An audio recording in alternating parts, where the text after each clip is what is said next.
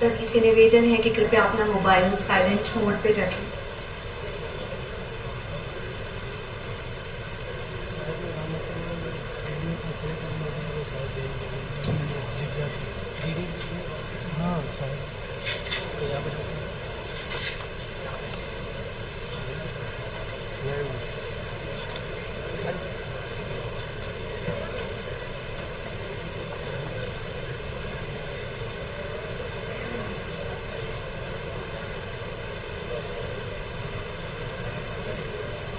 Respected Chief Guest for the 63rd AERC Sardar Patel University Foundation Day, Dr. P.K. Mishra, IAS Principal Secretary to Honorable Prime Minister of India, Government of India. Respected Shri P.K. Lahiri ji, former Chief Secretary, Government of Gujarat, who is kindly presiding over this program. Esteemed guest, Dr. Anju Sharma, IAS Additional Chief Secretary, Agriculture, Government of Gujarat. Honorable Dr. Kirit Shelat, IAS Retired Executive Chairman, National Council for Climate Change, Sustainable Development and Public Leadership. Respected Dr. Keshav T. Nayak, former Director General, DRDO. Honorable Shri Ashwin Shroff ji, Executive Chairman, Excel Industries Limited, Mumbai, who will shortly join us. Honorable Dr. A.R. Patel, former Vice Chancellor, Junagadh Agriculture University. Respected host of today's function, Professor Dr. Niranjan Patel, Vice Chancellor, Sardar Patel University. Honorable Dr. Bhailal Bhai Patel, Registrar, Sardar Patel University, Vidyanagar. Esteemed dignitaries of this splendid, opulent morning in the august presence of Shri Praveen Chaudhary, IAS Collector Anand, Dr. K.B. Kathiria, Vice Chancellor, Anand Agriculture University. Dr. Mahesh Pathak, our mentor and former Director AERC, respected former Vice Chancellors, Directors, Chairpersons and staff of various government offices, academic institutes and corporates of extremely high repute, our dear colleagues from various departments and sister institutes of Sardar Patel University and various academic institutes, curious, knowledge-seeking students, press and media representatives, ladies and gentlemen. It gives us immense pleasure to welcome you all to the 63rd AERC Vidyanagar Foundation Day Lecture and the release of the book Future Agriculture-Viksit Bharat. Foundation Day provides an opportunity to seek inspiration from our glorious past and make promises of future endeavors to achieve great heights. From humble beginnings of a four-walled center in this very building complex to doing research which is acknowledged by Honorable Prime Minister Shri Narendra Modi ji, AERC Vidyanagar has achieved numerous milestones along its more than 6-decade-long journey. Today is the day to celebrate and cherish these milestones that elevated AERC to altitudes whereby policymakers and farmers have laid irrefutable faith and trust.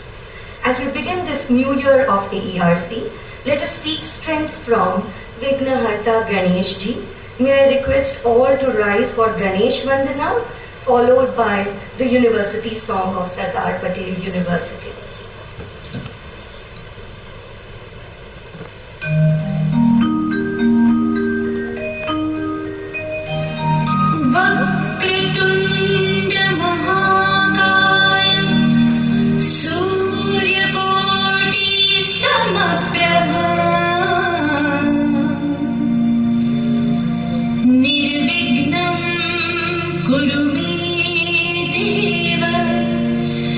Sarva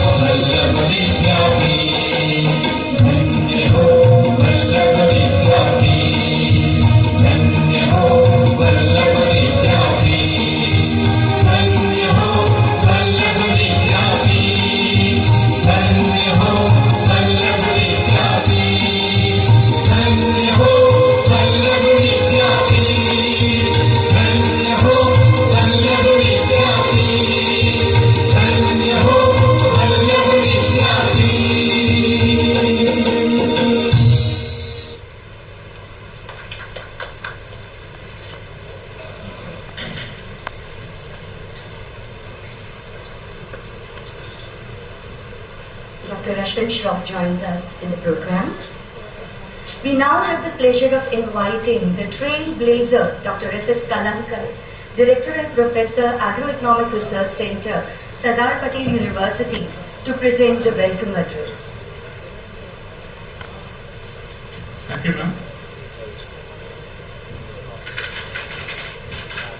The chief guest of today's function, respected Dr. P.K. Bharat, the Principal Secretary of the Honorable Prime Minister of India, Sri P.K. Lahiri sir, the former Chief Secretary, Government of Gujarat, Dr. Anju Sharma ma'am, the Additional Chief Secretary, Agriculture, Government of Gujarat, Dr. Kiri Sharat sir, the Executive Chairman of NCCSD Ahmedabad, Vice Chancellor of our University, Professor Engineer Patel sir, respected Pramit Chaudhary ji, the Collector Anand, respected DDO Sir Anand, Dr. Keshav Vinayak, the former Director General DRDO, Dr. A.R. Patel, the former Vice Chancellor of Junagadh Agriculture University, Sri Ashwin Shroff ji, Executive Chairman of Excel Industries Mumbai, respected Registrar Sri Dr. Bhailalji Patel, Professor Manish Patel, our mentor, our advisor, respected Dr. K.D. Kataria sir, the Vice Chancellor, Anand Agriculture University, respected Timbadia sir, the Vice Chancellor of Organic University in Halol, former Vice Chancellor of Anand Agriculture University, Sheikh sir, other dignitaries, respected invitees, faculty members of our university departments, Anand Agriculture University and nearby colleges, staff of AERC, CCS, students of Masters, MSc, MBA, Agri-Business, representatives of press and media, ladies and gentlemen. Very good morning to everyone. We are celebrating the completion of the 63 years of the establishment of Agro-Economic Research Center at this university, and it is my pleasant duty and a pleasure to welcome you all to the AERC Foundation Day celebration, AERC Foundation Day Lecture 2024 and the book release. Respected sirs, on this occasion we must remember the contribution of Sri H.M. Patel sir, who has established this center and provided research support, followed by the founder director Dr. D.S. Vyas. He has established very rich tradition of research in this center, and obviously our mentor, our advisor, our supporter and a guide, Dr. Manish Patel, who has nurtured this center for almost 4 decades period to make these centers to be on the national forum. Let me brief you very quickly about the work done by the center during the last 1 year and what we look forward to have our agenda in the near future.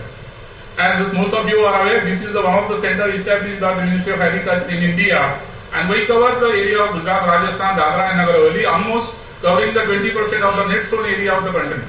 So having the more important states like Gujarat and Rajasthan, we are having the huge pressure to conduct the studies on the problems related to the agriculture, rural development and the allied.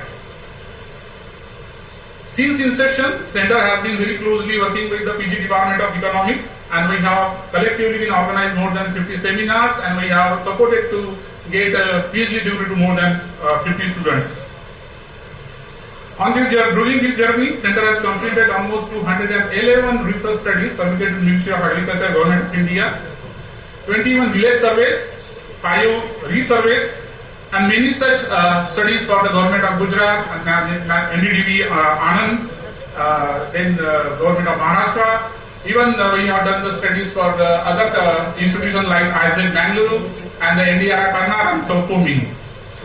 We are very pleased to make you happy that, as Madam has mentioned, our work done on rural development has been cited by the Honorable Prime Minister sir during his speech delivered at Varanasi on July 7, 2022. During last 1 decade, the center has worked on the topic of the national importance, such as soil health card, pressurized irrigation system, impact of check dam, break-even points in milk production, water development under National Dairy Plan 1, ENAM, solarization of agriculture water pumps, ration balancing program in dairy, direct benefit transfer in fertilizer, and at presently, Center is engaged in doing the research on PM Kisan, natural farming, Kisan credit card, per drop, more crop, impact of FPO for NABARD, climate change and others.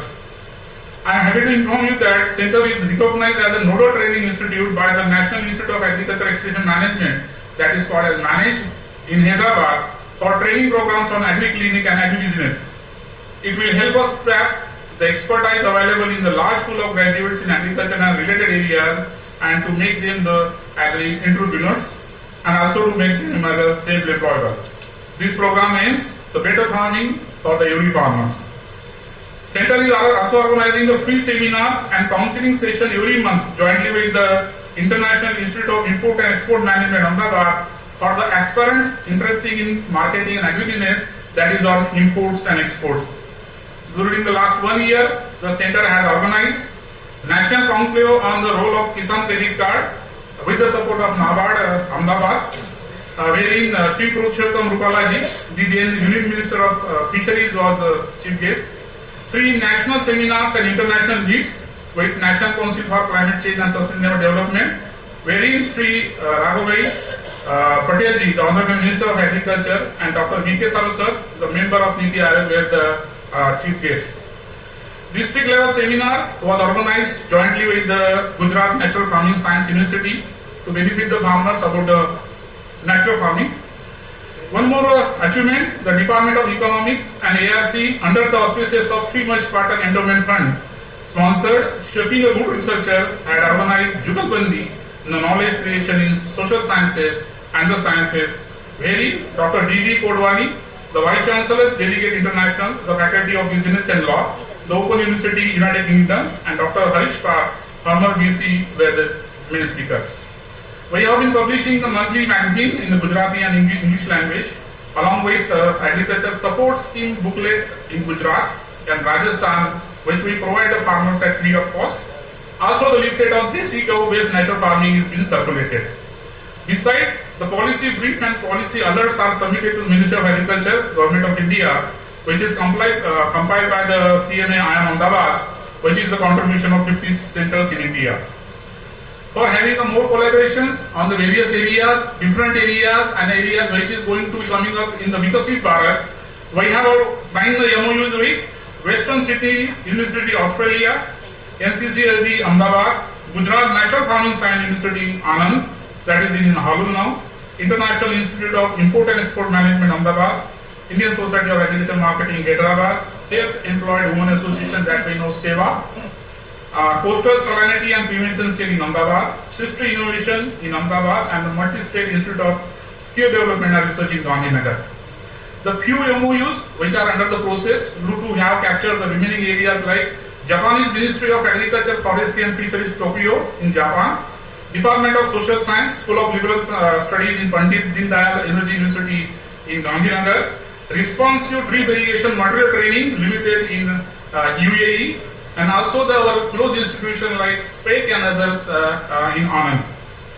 Center has been jointly working with the Cost of Cultivation Scheme to organize the Organic Heart weekly in the university campus under the leadership and guidance of our Vice Chancellor sir to cater the need of the people who love for the having organic food and the farmers who have been producing the organic crops.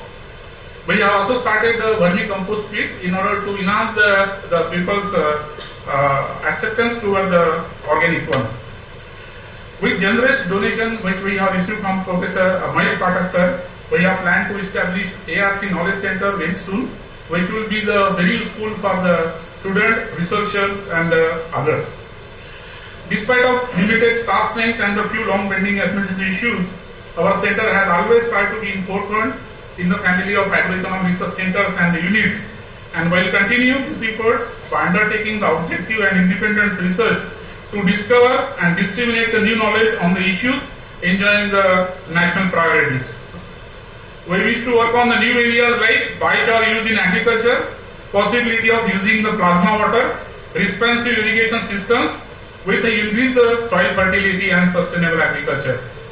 Advice and support of visionary policy makers like Dr. P.K. Mishra, Dr. Scheller, Dr. Patel, Dr. Anju Sharma, and our very close mentor, supporter, Dr. Kacharia, Dr. Simbadia sir, even the CGM NABARD, Singhal sir, and many such well wishers. We will try to make these centers to be a center of excellence in the near future.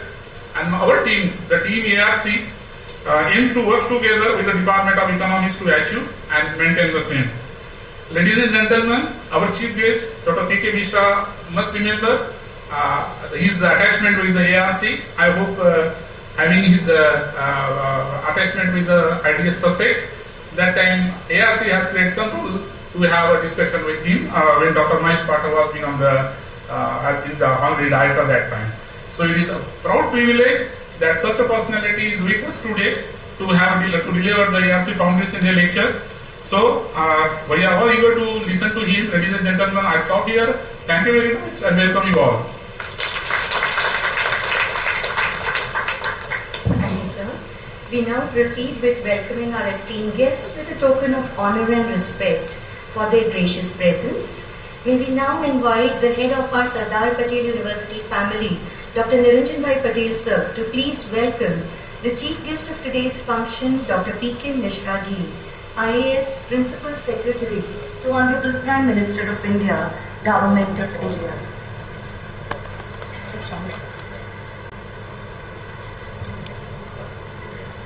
What is being offered?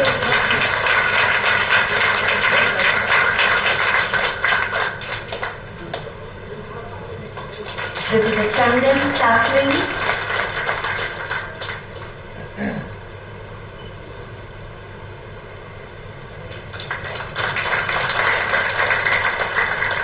We request Dr. Niranjan Patel sir to please welcome Shri P.K. Lahiri ji, former Chief Secretary, Government of Gujarat, who will be presiding over today's function.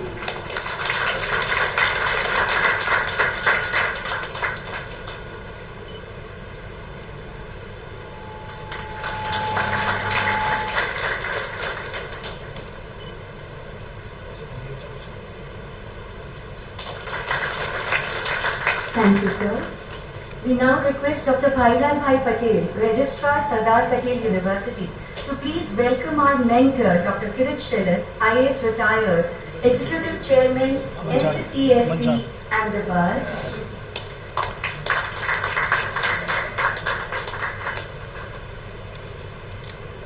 Dr. Kirit Shelat, sir.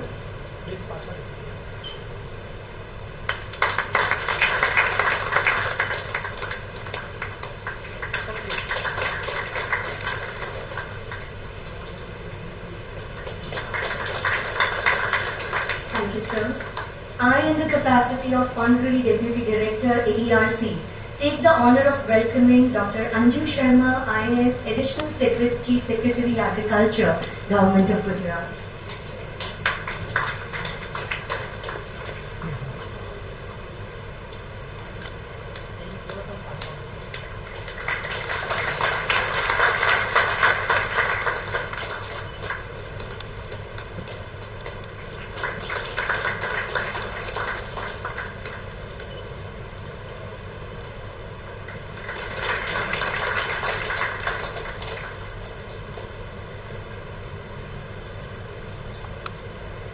I now request Professor Kalamkar to please welcome respected Dr. Keshav D. Nayak, former Director General, DRDO.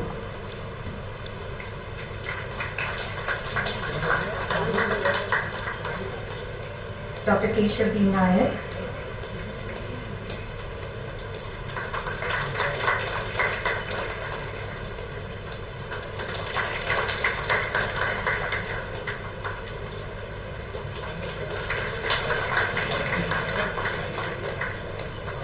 I now request Professor Kalamkar to please welcome Honorable Shri Ashwin Shroff ji, Executive Chairman, Excel Industries Limited, Mumbai.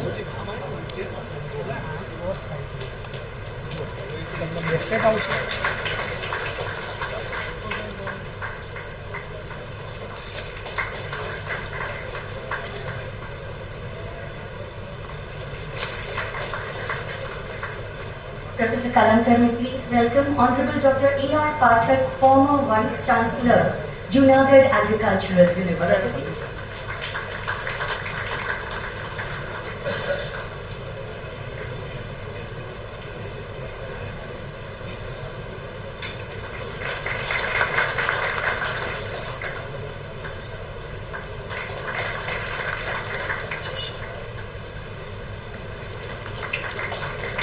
I request Professor Kalamkar to please also welcome the host of today's function, Professor Dr. Niranjan Patel sir, Vice Chancellor, Sardar Patel University.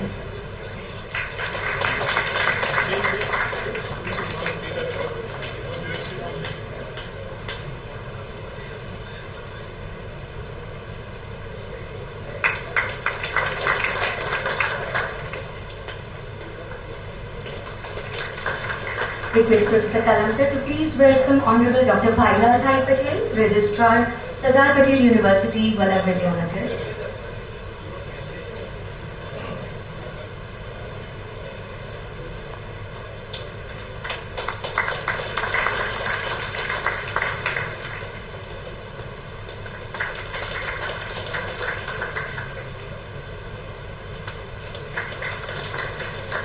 Thank you, sir.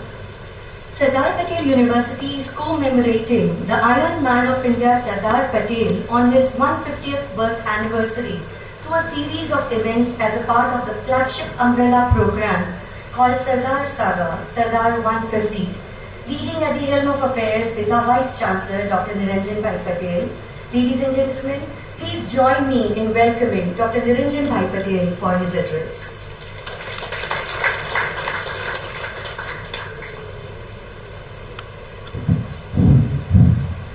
नमो नमः कृष्णम वंदे जगद्गुरु।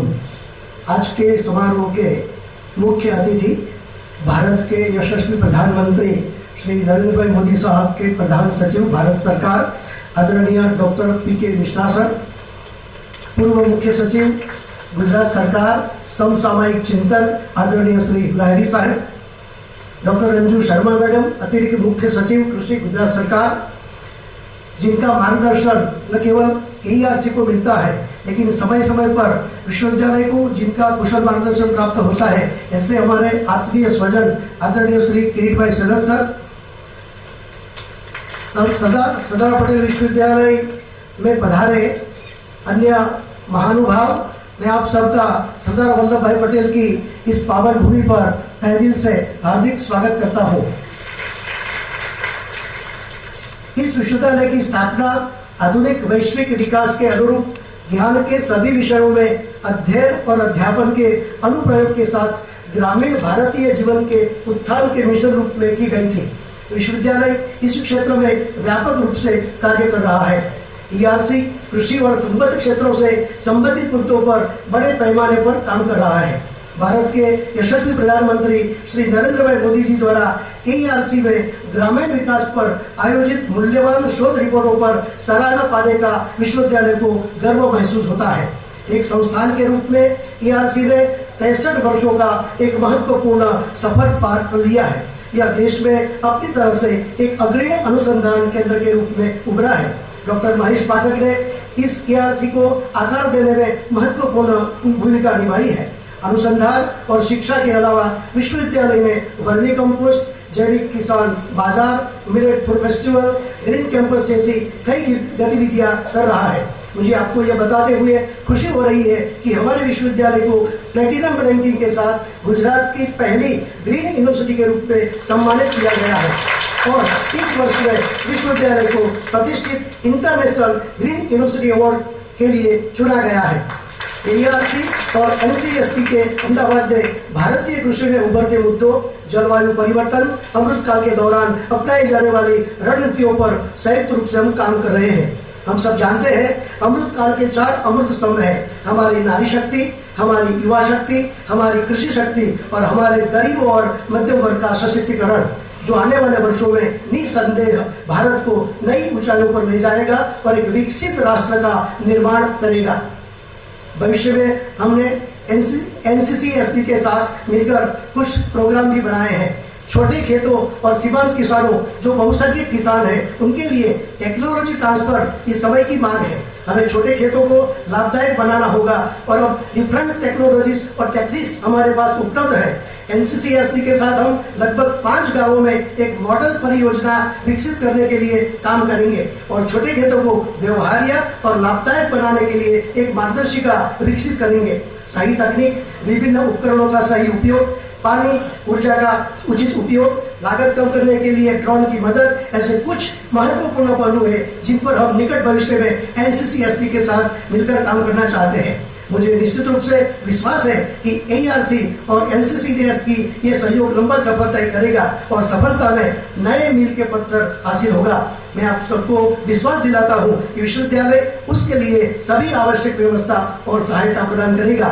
मैं पुनः एक बार आप सबका सरदार पटेल की पावन भूमि पर हार्दिक तहे दिल से स्वागत करता हूं। धन्यवाद। भारत माता की जय। Vande Mataram.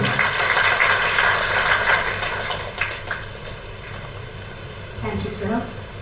This August gathering may please acknowledge that we at Agro-Economic Research Center are constant beneficiary of the wisdom, expertise and mentoring of Dr. Kirit Shiletji. Please welcome Dr. Shilet for his opening remarks.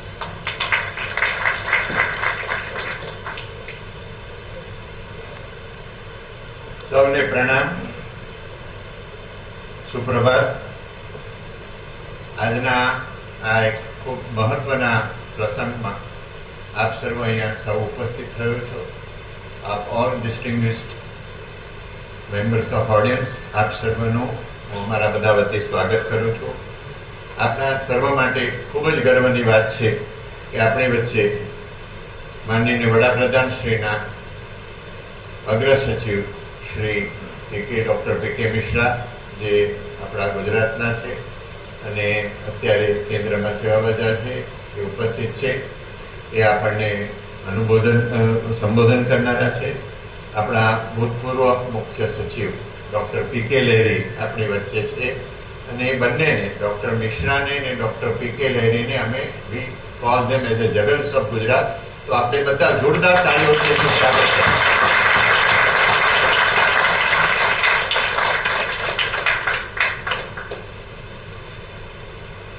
We have Dr. Mishra's lecture and followed that by a book release on future agriculture by both the dignitaries. We are very grateful for distinguished persons who have joined us. Dr. Anju Sharma, Additional Chief Secretary, Shri Ashwin Chauk, who is connected with number of voluntary activities in the state. Dr. Keshav Nayak, who is now associated with us for technology transfer, which Dr. Niranjan Bhai mentioned. Niranjan Bhai જે વાત કરી એ પ્રોજેક્ટની એ વાત છે કે આપણા farms નાના થતા જાય છે, એટલે માર્જિનલ ફાર્મર્સ હવે રહ્યા છે, એને કેમ વધારે લાભદાયક અને પ્રોફિટેબલ બનાવવા એ માટે આપણી પાસે ટેકનોલોજી ઉપસ્થિત છે પણ ખેડૂતો સુધી પહોંચતી નથી. એ માટે આ યુનિવર્સિટીનો સહયોગ આપણે બધા સાથે રહીને પહેલા મોડલ પ્રોજેક્ટ 5 ગામમાં કરીશું. So I congratulate Dr. Niranjan Bhai for this venture for farmers of Gujarat and country. We have also vice chancellors of university, deans of colleges. We have Shri Pratik Agrawal, Dr. Arun Sharma, and number of people have come from all the way of different parts of the country to listen. Professor Vaishnav has come with his team from Pune. Then we have Dr. Pai from Bangalore. We have Dr. Sadamate from New Delhi and Professor Sanjay Deshmukh from Mumbai. Apart from Professor Sama and our members of VRTI team, Seva team is here. Apart from the collector of the district development officer and district superintendent police and district team of agriculture administration.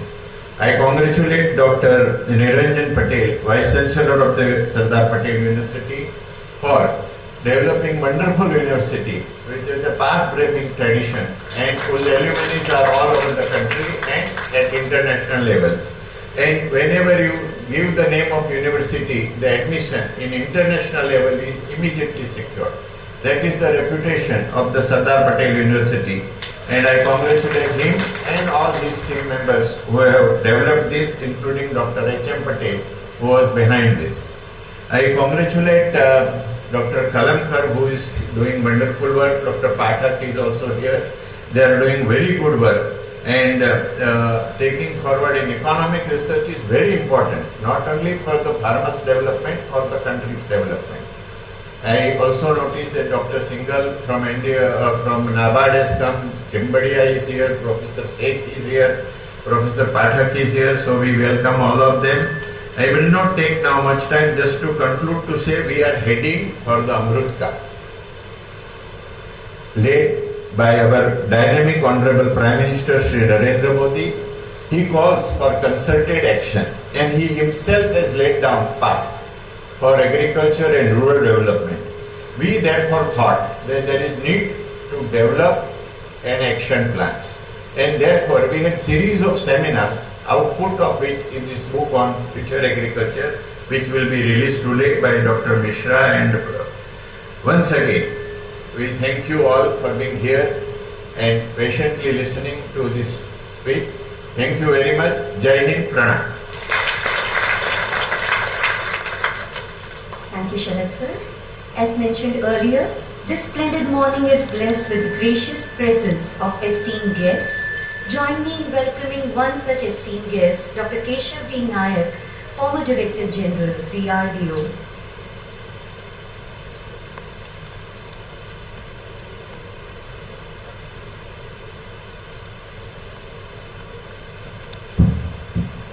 Namaskar, good morning. First of all, I would like to thank NCCSD and Sardar Patel University and Agro-Economic Research Center for organizing this book release event at the Foundation Day, on the Foundation Day, and giving me an opportunity to express my views on this subject today.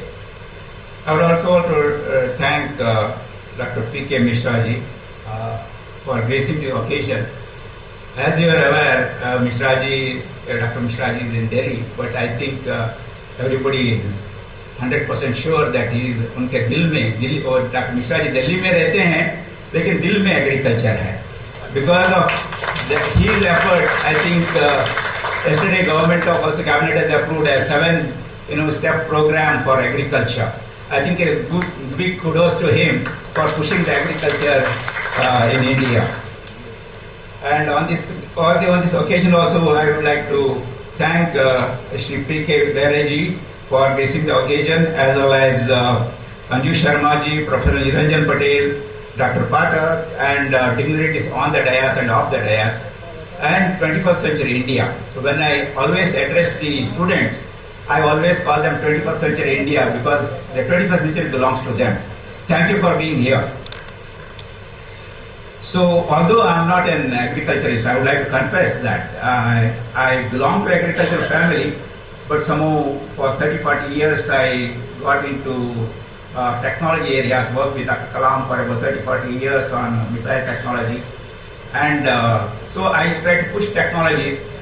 But recently I have been saying, and thanks to Dr. Sardar, Dr. Sharad ji, so I have been pushed into why not bring in marriage of agriculture and technologies. That's what we wrote, try to put our technical paper in this book called Satpati, means 7 steps towards agriculture, and by coincidence yesterday government has released 7 initial programs for the agriculture. That's a coincidence. So I would like to share a few thoughts on this subject, because as I said that I am not agricultural, but we have been talking to agriculture because thanks to Dr. Scheller, we had a meeting in IIT Gandhinagar about a month back. About 30-40 agriculturists from Gujarat, Maharashtra had come, a core agriculturist. And what we found there was our agriculturists are very receptive to taking technologies. As India is aware, we absorb the technology very quickly. For example, in digital technology, UPI and all things. I think any country would not have accepted the technology so fast. So we have done that. Globally, we are the best technology observers, we can say, even though our what we call relative agriculture, education may not be that high. But accepting technology, India has done a fantastic job. So from that angle, I said our agriculture people also are very intent in absorbing technology. But the concerns which came, 1 or 2 to us during this meeting, I would like to share with you. One is the agriculture people felt that, farmers, not agriculture people, farmers, they said that somehow in our society, agriculture considered as a lower things. Normally, in our household, we think, what are the best professions we think? Obviously, civil service is the top one. then engineers and doctors. Always somebody would like to say, my engineer hona chahiye, doctor hona chahiye. But somehow, if you marry this, the technology to bring it to agriculture, then I think the agriculture engineering or agro-engineer, that will give, some what I call is the, impetus to the agriculture. What we call is nowadays is branding. Everything is branded nowadays. So if you brand agriculture, the people in the villages, they take up the agriculture more. That's what I felt from the few of the people. So from that angle, I said, why not we, like IITs, I'm just saying, agriculture or other technical premier institutions, they take up this job to give a, what you call branding to the agriculture, bringing in agro, what you call engineering, agro-tech sort of a thing. And I request Dr. P.K. Mishra ji to put this into that concept so that agriculture become, even though we are good doing in that, but this will give some input. That's my personal view. I thought that's what I should share with you. So currently I've been discussing with Gandhinagar because we had a meeting last time in the IIT Gandhinagar. We talked to Professor Rajat Mona whether he can take this initiative. He is positive for that, but somehow it has to push from the top side. That's what my request to Dr. P.K. Sharma, P.K. Mishra ji. So on the book side, I think we are trying to put in concepts of technology in agriculture so that the agriculture and technology come together and productivity has increased a few times. As you are aware, compared to the developed countries, even the like China and all things, our productivity in agriculture is slightly lower compared to the same resources we are putting in. So if you bring in technologies, that's what I think revolutionary we can do. And that's what effort we are trying to do through this book as well as our combined effort of agriculture people, agriculture universities and the farmers, because finally the farmers have to take it up. I call them annadatas. Again, I would like to thank Dr. Shalat and this university to give me occasion to share my thoughts. Thank you for listening patiently to me. Thank you. Thank you, Nayak sir. Academic fraternity associated with agriculture in Gujarat is respectfully acquainted with stalwarts of agriculture. Please welcome one such stalwart, Dr. A.R. Patel, former Vice Chancellor, Junagadh Agricultural University, for his address.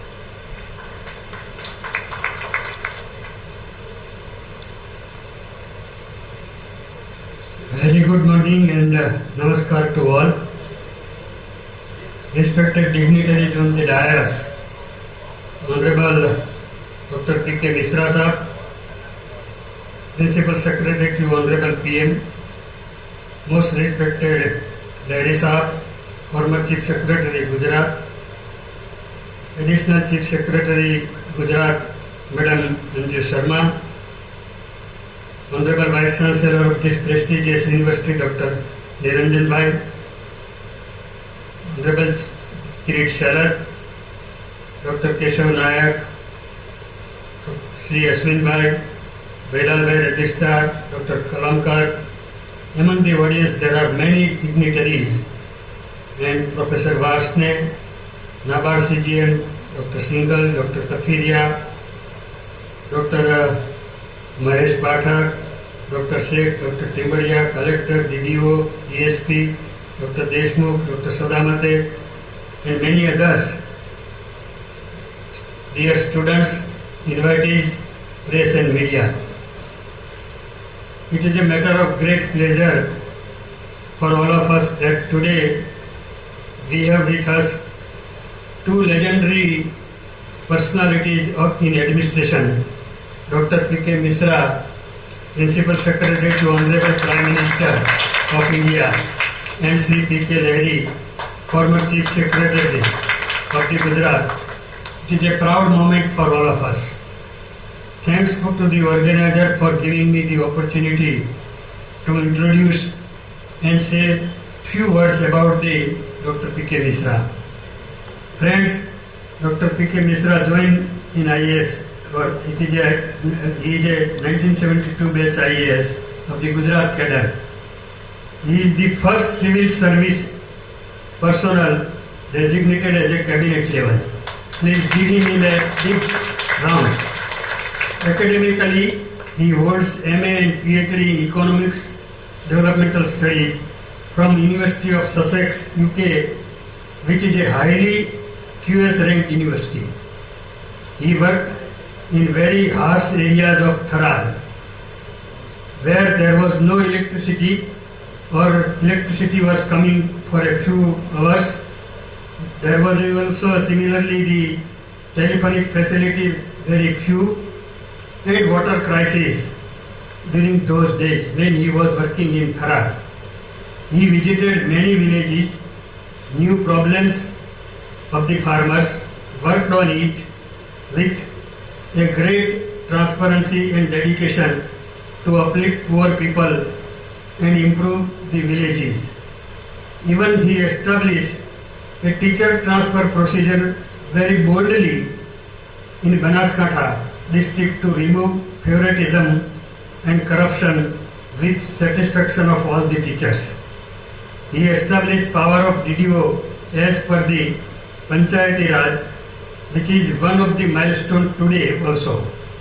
In Kutch, he visited many villages to solve problems, and also during the most devastated earthquake of 26 January 2001, as CEO of the GSDB Gujarat State Disaster Management, handled situation, rehabilitation and reconstruction work program in a very systematic way to achieve a nationally and internationally, and received the Gold Award of Commonwealth Association of Public Administration and Management.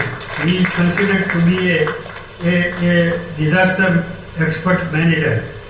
In Agriculture Department, he introduced a nationwide scheme, that is a comprehensive crop insurance scheme in 1985. As a Secretary Agriculture in Gujarat, adoption of GMO varieties in cotton, for which Dr. Mishra played an important role. And as a result, we know that today Gujarat is pioneer in cotton production, and also it has enhanced the income of the farmer. As a chairman of GERC, Gujarat Electricity, with his initiative, power supply deficit was made through the private investment. As Principal Secretary to Chief Minister at that time, the segregation of rural feeder, that is segregating feeders for rural farm and the non-farm consumers, he played a major role. As Secretary Agriculture, Government of India, he contributed significantly to the formulation of the National Agriculture Policies, implementation of the RKY Rashtriya Krishi Vikas Yojana, National Food Security Mission for improving the productivity and supporting farmers and modern farming techniques. Currently, he is on a very important assignment as a Principal Secretary to Honorable Prime Minister and guiding entire administration of our country. There are many things, even hours it takes, if we have to enlist the contribution of the Dr. Mishra in the society. We are looking forward a very interesting address from a distinguished personality, Dr. Mishra. Thank you very much. Thank you. Thank you, Patel sir. It is a very enthralling experience when you get to see and hear someone in person whom you have otherwise only seen and heard on television and news channels, proudly representing our country Bharat globally, and who is appreciated and regarded for his administrative proficiency by an efficacious leader of the stature of Shri Narendra Modi ji. Without any further ado, ladies and gentlemen, please put your hands together as we welcome Dr. P.K. Mishra ji to present the AERC Foundation Day Lecture 2024. P.K. Mishra.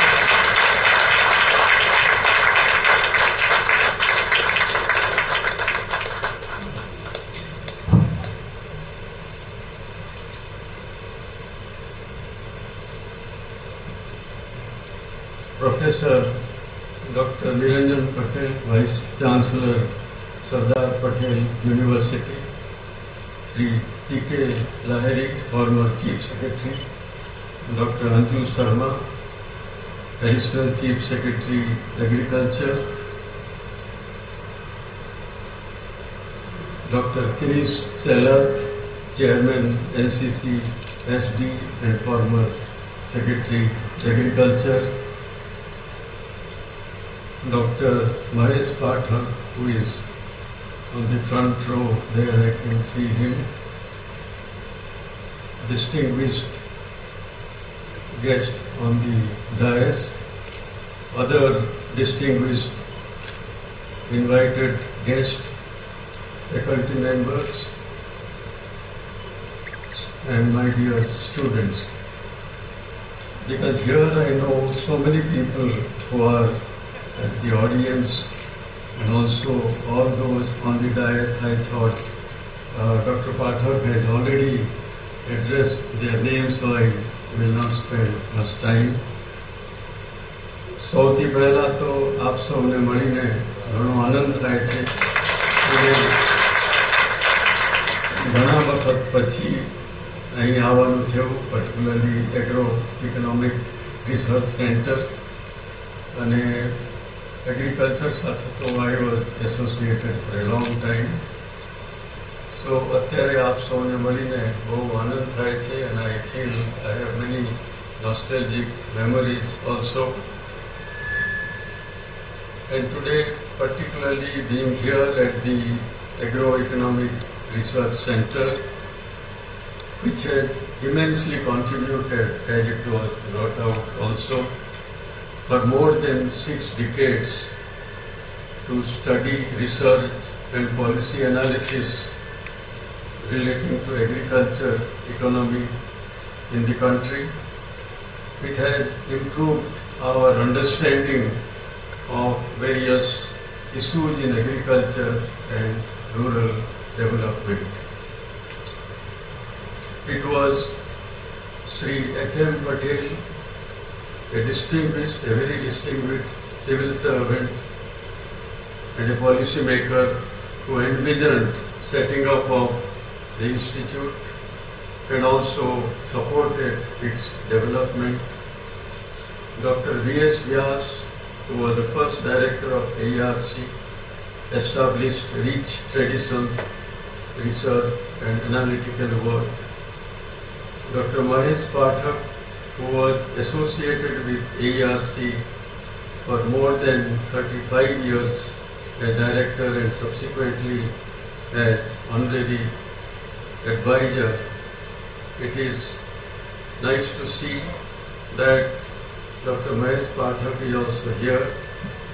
I am particularly excited because I had visited AERC in the 1990s when Dr. Mahesh Pathak and his team very generously provided lot of farm level data, the cost of cultivation data to me for my research on agricultural risk, which I was doing at the IDS Institute of Development Studies, Sussex.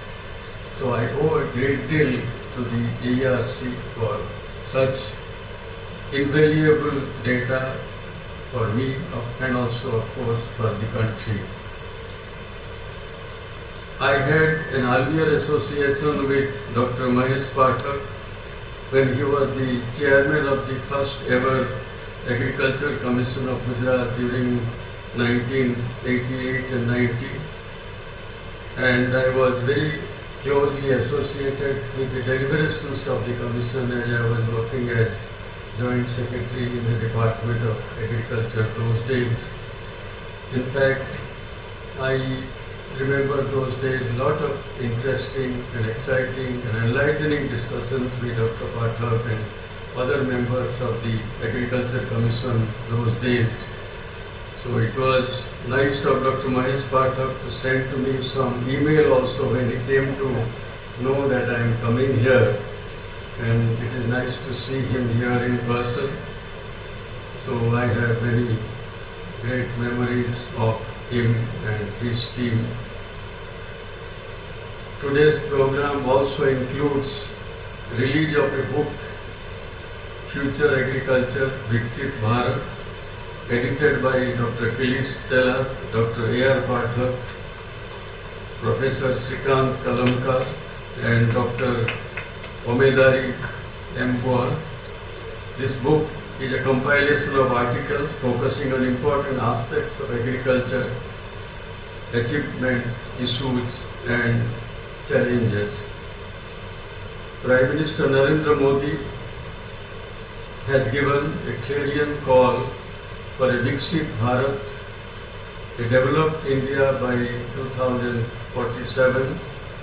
In a Viksit Bharat, agriculture also would be transformed. In this context, the book highlights several initiatives taken by Government of India under the leadership of Prime Minister Narendra Modi to accelerate transformation in agriculture sector. The objective is to empower our farmers and improve their income and living standards. The writers have suggested strategies to make agriculture more sustainable, productive and remunerative. I congratulate the editors of the book and the writers of various chapters. The presence of Sri P.K. Lahiri, former Chief Secretary Gujarat, is indeed of significance. I know Sri Lahiri from my early days in Gujarat as Assistant Collector or even for training. I still recall the in-depth knowledge he had those days of revenue administration, laws and manuals. Actually, he was a storehouse of all information, and everybody said if you want to understand revenue laws in the sense that the village form, Pani Patrak and all those, Mr. Lahiri was the person to go to. And so it is really interesting to see so many people whom I know for many, many years. As I am at the AERC and when asked to give the foundation day lecture, I would like to focus some of the important aspects of agriculture sector in Gujarat, how it has been transformed during the last quarter of a century. It is based on certain study of some of the analytical work and also my own experience. So the topic I thought I should address will be transformation of Gujarat agriculture during the last 2.5 decades. Because when we talk about transformation, when we talk about transformation of a sector, it relates to shift in the sector's organization, productivity and the role within the broader economy. Organization, productivity and the role within the broader economy. Gujarat has seen during the last 2.5 decades significant changes in land use, crop patterns, irrigation methods, technology adoption and market dynamics. And of course in rural socio-economic structures also. Over the last 25 years, Gujarat has emerged as a leader in agricultural innovation, resilience and growth with profound impact on its economy and society. To understand the structural transformation of agriculture in Gujarat, it is essential to first reflect on the historical context. Gujarat's agriculture in the early days after it was formed in 1960 was characterized by semi-arid conditions, dependence on rain-fed agriculture, and a dominance of traditional crop patterns such as coarse grains, bajra and all, cotton and groundnut, and that of course mostly unirrigated areas. In those days, there was limited access to irrigation and technology. The sector's growth was stunted by frequent droughts, low productivity, and inadequate infrastructure. However, in the past 2.5 decades, there has been a remarkable shift in these dynamics, driven by both policy initiatives and grassroots innovation. Because I still remember when I was in Kutch, and other areas also, North Gujarat particularly, mostly people used to say कि 5 बरस आपने जोइए तो 2 बरस very good rain and sorrow crop, 2 बरस total severe drought, and 1 बरस normal. Our time too, that was the situation those days. So now of course things have changed.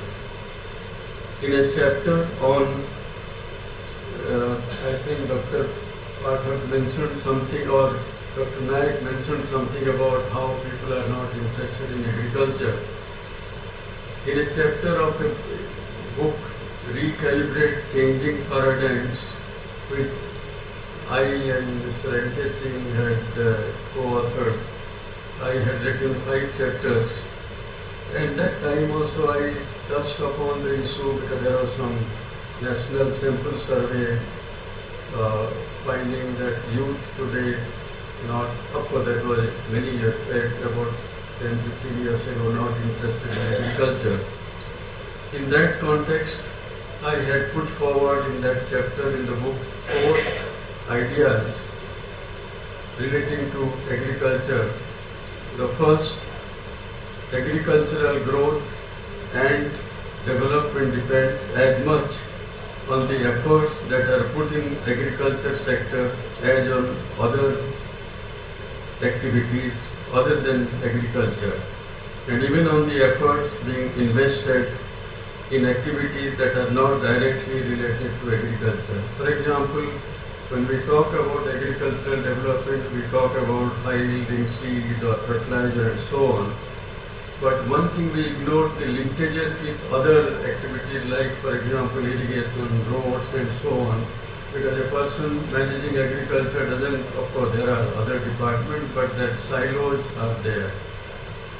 Second, although it is known, very well known that agricultural activity is riskier than other economic activities, say manufacturing or services, the problem of risk has not been addressed effectively and adequately, because sometimes there may be shortage of yield and production, sometimes the price will fluctuate. Third, the role of rural non-farm sector, though recognized by policy experts and analytical analysts, needs to be integrated with agricultural policy and practice, because many studies show the role of non-agriculture, rural non-farm sector. But when we talk about agricultural management, we do not link it very often. And fourth, non-agriculture sector, particularly industry, has failed to play a significant role in absorbing the agriculture workforce, and it has not kept pace with the share of agriculture, how it has declined. Of course, the agriculture has grown, the total agricultural value added has gone up, but other sectors have also grown, so there is a percentage-wise it is small. Of course, that's a part of development, but the workforce still, about half of the workforce depends on agriculture in the country. Gujarat it may be a bit less, but still it is 40-45%. These 4 aspects which I have just mentioned have been addressed by the Government of India also during the last 10 years, particularly the Prime Minister has a lot of focus on agriculture.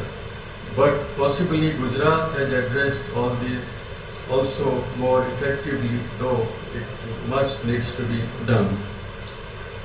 I would like to hypothesize that the transformation of Gujarat agriculture is because there was more emphasis on these four aspects I just mentioned during the last 25 years, though still more can be done.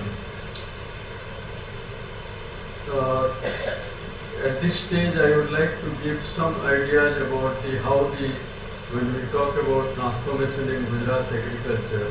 First, I try to say what actually we mean by transformation. Then, what are some of the theoretical, that four aspects I mentioned, and how possibly they have been focused to some extent in Gujarat. And now I will give some ideas about the growth trends. A paper by Tushar Shah, Ashok Gulati and others published in Economic and Political Weekly in 2009, it says that against this gloomy backdrop, Gulati and others found that in the new millennium, Gujarat's agriculture has not only bucked its own past trend, but also the national trend. They reported that agriculture in Gujarat after 2000 seems to have picked up dramatically, recording average annual growth rate of 9.6% during the period 2000 to 2007. So in about 7 years, 9.6%. The main sources of Gujarat's agricultural growth post-2000 have been the massive boom in cotton production, the growth in high-value sector comprising livestock and fruits and vegetables, and the rise of wheat production during that period. Another paper by Ashok Gulati, Ranjana Roy and Siraj Hussain published in 2021, the earlier of a 2009 paper. Gujarat is one of the few states which achieved high growth in agriculture sector during the period 2001 to 2014-15. Gujarat's agriculture grew at 8.6% per annum. During the same period, all India agricultural growth rate was 3.2%. Gujarat was 8.6%. The growth rate of Gujarat agriculture, according to another study by Professor Ramesh Chand, that also in the year 2013 to 23, 7.65. A vision document which has been released recently by the Gujarat government, Gujarat's roadmap for viksit Bharat 2047, brought out January 2024. It indicates that during the decade 11 to 21, Gujarat's agriculture and allied sector has grown at the rate of 9.7% compound annual rate of growth, as compared to 5.7% in the for the country as a whole. So these are some of the figures, and also the agriculture, the growth rate depends on the base year and the period you take, because suddenly some year there may be lower. But all these studies of different periods, last 25 years, they show that the growth rate has been much higher, very close to 9% or so, or even 10%, 8 to 10% for a longer period, for about a decade and a half, which is much higher than the national average. And it's a very, very significant achievement for Gujarat, which is otherwise rain-fed and many areas are drought-prone. Actually, I remember that in the year 2000, for the whole year there was a lot of work done by the Gujarat government, different departments, agriculture and others, to prepare a Gujarat Agro-Vision 2010, that was in 2000. So for the next 10 years, what should be our vision of Gujarat agriculture? An action plan also was prepared. That time I remember there was a lot of debate. What should be the projected rate of growth? We should say that the rate of growth should be this we want to achieve. And to do that, what are the activities, action plan we should take? And there was a lot of debate which took place. What should be the growth rate? It ranged from 4% to 8 or 9, 10%. Some people said we should be very ambitious. Others felt that in the earlier decade, about 2-3 decades, Gujarat growth rate had ranged from 2.5 to 3. Never reached 4. All India also those days it was 3.35. So to go up to 8, 10 will be very, very unrealistic. That's what it was thought. Some said it should be 4 or 5. But finally it projected a growth of 6.8% for the next 10 years in 2000. But actually, as I mentioned, the growth was actually more than that because of the many favorable development took place, the BT cotton, more focus on horticulture and so on. So that was, of course, that action plan, that Agro-Vision also played an important role in bringing out a roadmap, and that also influenced the action taken. Another landmark policy was the agro-industrial policy of 2000, which talked about making Gujarat a destination of choice for investors and processors. It focused on the processing, agro-processing, cold chain, more investment in agriculture. So these were two very, very landmark policy by the government and the other organizations. So now what I have tried to show that the agricultural growth rate was much higher. There were certain policy, very specific policy and also action plan. But agriculture, another issue in agriculture is the instability. Because agricultural growth can fluctuate because suddenly the weather, the rainfall will be very less and so on. So there are factors such as weather, climate and geography, and also geopolitical shocks also because the international market, the price may go up, price may come down. A very useful indicator to also understand transformation in agriculture, not only to talk about the rate of growth, how it has changed or increased, but also had it become more stable, had the fluctuation reduced. And for that purpose, normally not only for agriculture but for any economic parameter, because one measure is the standard deviation used by statisticians, how it varies in the fluctuation. They have the standard deviation. A remarkable situation in Gujarat was that the standard deviation of the growth, year-to-year growth over a decade or so, which indicates instability in growth, it was reduced from 50%, the standard deviation was 50% in the 1980s, to about 12% during the decade 2011 to 21. So, and for the country as a whole, of course, it was reduced from 5.45 to 2.72. But we must note that for the country as a whole, the instability may not be that much of a problem because there are diverse agro-climatic situations. One area is such a large country with such diversity. One area there may be drought, other area there may be good crop and so on.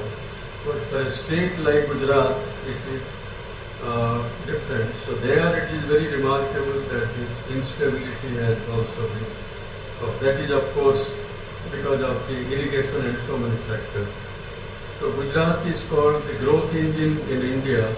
It is among the top industrial states in the country. This could be possible because of all-round development not only in manufacturing and services but also in agriculture. But as I had mentioned earlier, despite a high level of industrialization, agriculture continues to play a very important role in providing employment, particularly in the rural area, because agriculture's share in the gross state domestic product is about 1/6, about 16-17% or so. But still, it provides employment to about 42% of the workforce. So that is one of the challenges, and as I mentioned in those 4 ideas, that the last one, that the other sector like manufacturing and services have not been able to absorb the labor which should go out of agriculture as it happens in developed economies. And of course the growth of manufacturing in Gujarat also is also to a great extent linked to many of the commercial crops such as groundnut, cotton, textile industry for example, depending on cotton and so on. Now, as I mentioned, the growth rate there is a significant improvement, possibly a structural change or a transformation. Instability has also reduced. So now the question is, what could be the reason, how it could be achieved? I'll just briefly mention, because many of the analytical studies indicate that there were a lot of policy interventions and infrastructure development. Some of the policy intervention, I said that agro-vision or the agro-industry policy and other interventions. And of course infrastructure also, that other sectors which are not related to agriculture. A significant change in Gujarat's agriculture has been expansion of irrigation infrastructure. For example, the Sardar project was instrumental in providing water in the drought-prone areas. The Sauni program, Saurashtra, Narmada, After irrigation, which aim to fill 115 dams in Saurashtra and other and Kutch areas. Gujarat is also one of the pioneering states in regulating use of water also. That is one area. The other is that the Gujarat Green Revolution Company, which was to advance micro irrigation, then streamlining the subsidy process and farmer access to this. Micro irrigation also provided a very important instrument to economize the use of water. And in fact, an important thing that the area under irrigation, the crop area irrigated, increased from 33% in 2001 and 2 to 69% in 2001 and 2021 and 22. That's a very big jump. In fact, I remember those days when the irrigation percentage used to be 30, 33, 31% or less. A lot of experts used to say that our potential is to reach maximum 50%. We cannot go beyond 50%. Area will have to be rain-fed, but we have already achieved 69-70% because of course, many regions, more water from Narmada and also micro irrigation also. And the cropping intensity has increased from 111% to 155%. Another reason was this electricity, because farmers, Gujarat, one of the highest percentage of use of electricity in agriculture. So the separation of feeder also, that led to more efficient use of electricity, and also some of the non-farm activities also could expand in rural areas. I remember those days when Sri Narendra Modi became Chief Minister, I think within a year or so, he suggested, gave the idea that why, because those days most of the cases is about 30-40% electricity in agriculture. And in many cases the people in the electricity organization will say in agriculture there is a lot of misuse, a lot of leakage and so on. He said, why can't we separate the feeders? Nowhere in the country it had been done. Initially, I think all the relevant departments, they say it's a very unrealistic idea. He has just become Chief Minister, so he may not know all the technicalities and complexity. In fact, there was a lot of resistance. I remember I was in this year. So finally, some electricity board engineers also, they said it cannot be done. cost also, the finance department said cost will be more.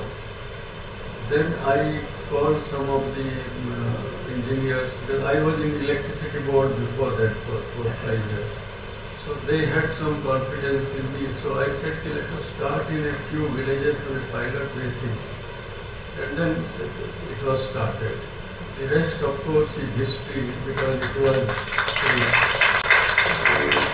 naturally acclaimed. Many states have adopted. Now it appears to be a very routine thing, but how it was introduced, I think.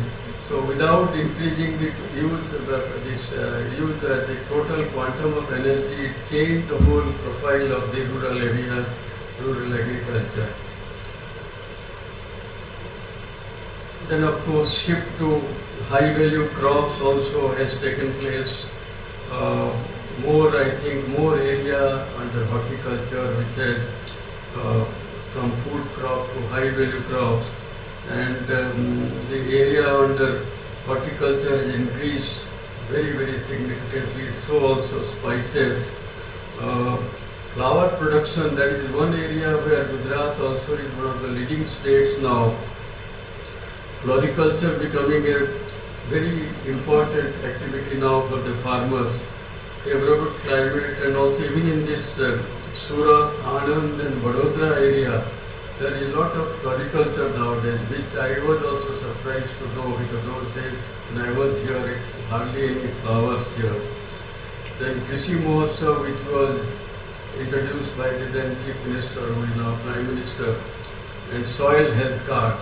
These are the two interventions which also help extending, having more scientific approach to soil health, then scientists going to villages and farmers access to scientific knowledge.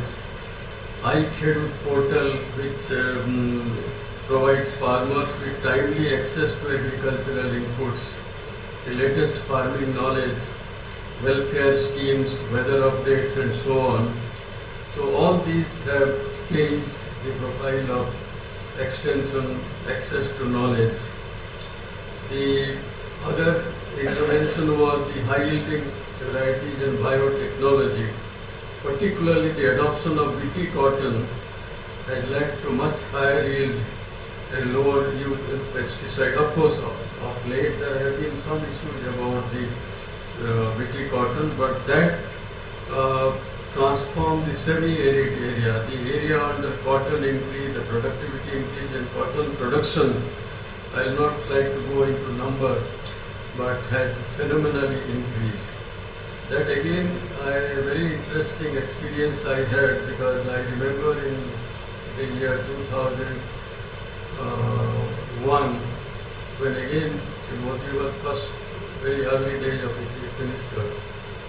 Government of India, there was some information they received, because those days the GM variety was not used. BT cotton was also not permitted in India. They came to know that some people are selling BT cotton and some farmers are using it unauthorizedly, and most of them were in Gujarat. So in fact, Government of India wrote a very strong letter that actions should be taken and all that. And the Chief Minister also wrote, by that time Vajpayee was Prime Minister. So after, of course, some debate and all that, then BT cotton was permitted, acceptable, and that changed the whole agriculture and textile industry. So these are extremely memorable, and they had far-reaching. Of course, those days there were a lot of concern. Organic farming, of course, Gujarat again has done, is ahead of many other states. The seed festival, organic farming festival, biennial convention, and of late the natural farming, which also is, Gujarat is one of the, of course,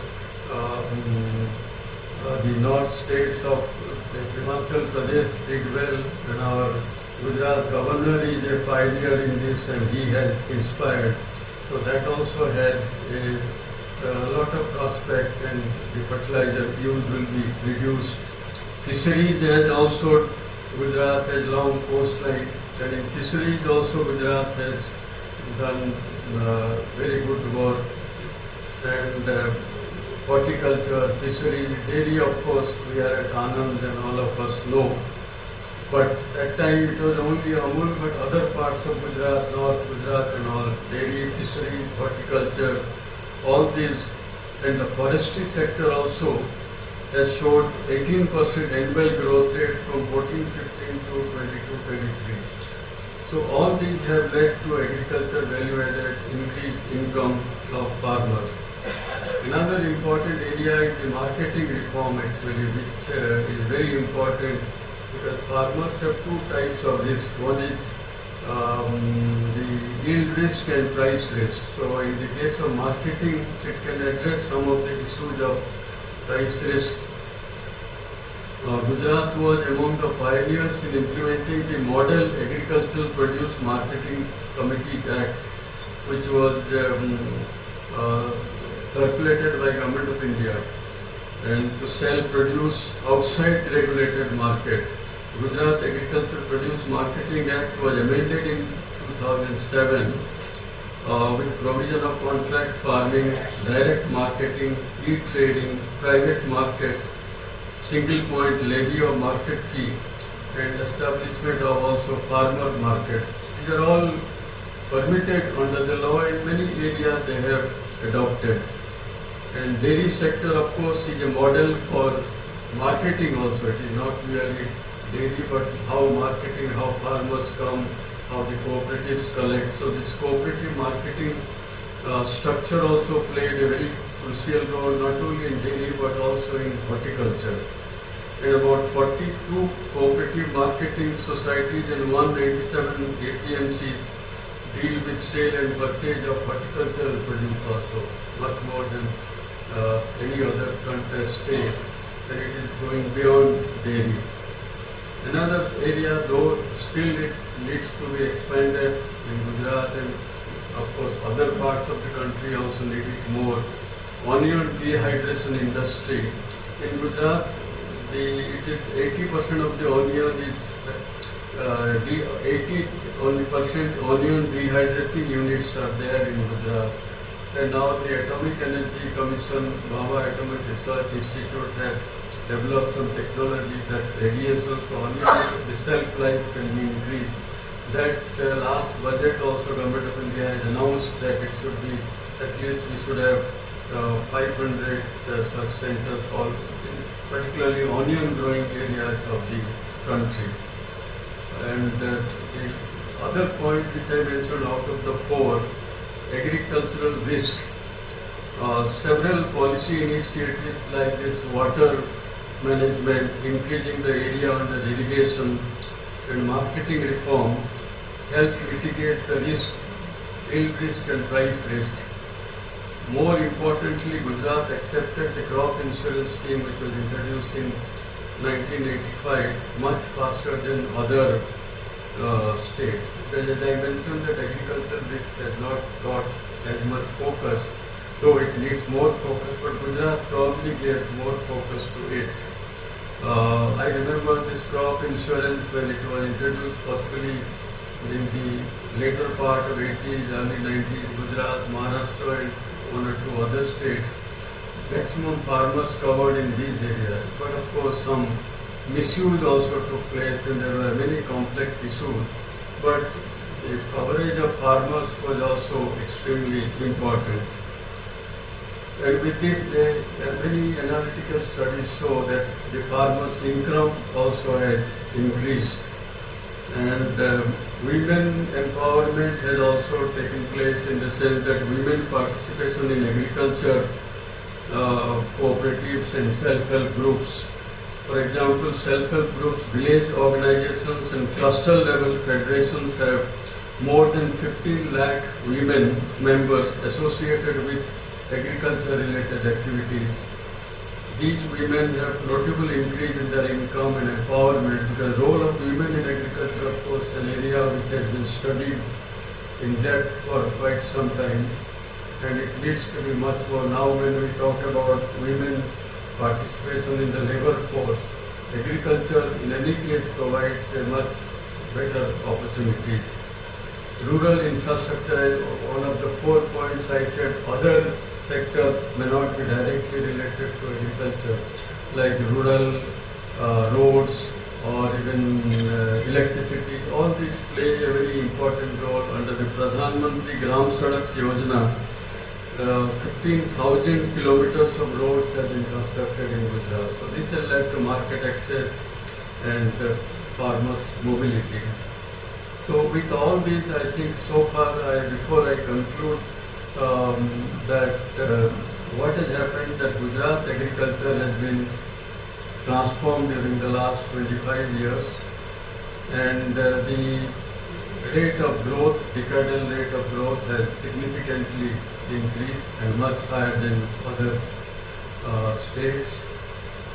The instability has also decreased, and there have been several policy interventions, whether it is irrigation, whether it is micro irrigation, various types, agro-processing, all these, and also the diversification of agriculture to horticulture, floriculture, and so on. So all these have led to this transformation. But we have still several challenges in the whole country, of course, also to some extent in Gujarat. Particularly climate change and sustainability are issues we must prepare. Gujarat faces significant risk due to climate change. There is a need for adopting measures and sustainable practices such as water conservation.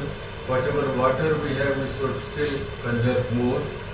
Soil health management and climate resilient crop varieties, which are essential to mitigate these risks. Strengthening market linkages, we need further strengthening, promoting farmer-producer organizations, FPOs, and enhancing digital platforms' role in mitigating these. As the quality of water also, though water use has increased, but quality of groundwater is inferior in some areas, particularly run-off Kutch, and in the low-lying saline tracts of Saurashtra and also in the mainland of Gujarat saline water. The deterioration in the groundwater quality in the coastal areas is mainly due to overdrawing also in some cases, causing seawater ingress which needs to be arrested, promoting water efficient crops and technologies and stricter regulations of water use, because some of the crops which use more water, whether we can diversify it to crops which use less water. And the way forward is that sustainable agriculture practices are crucial for long-term productivity, because we have increased productivity and production, but it has to be sustainable in the long term. And of course the environmental health. Key strategies include soil testing, conservation tillage. Some types of tillage can conserve the soil quality. Sustainable farming. The adoption of advanced technologies like remote sensing, GPS, drones and artificial intelligence. Dr. Nayak mentioned about use of technology also.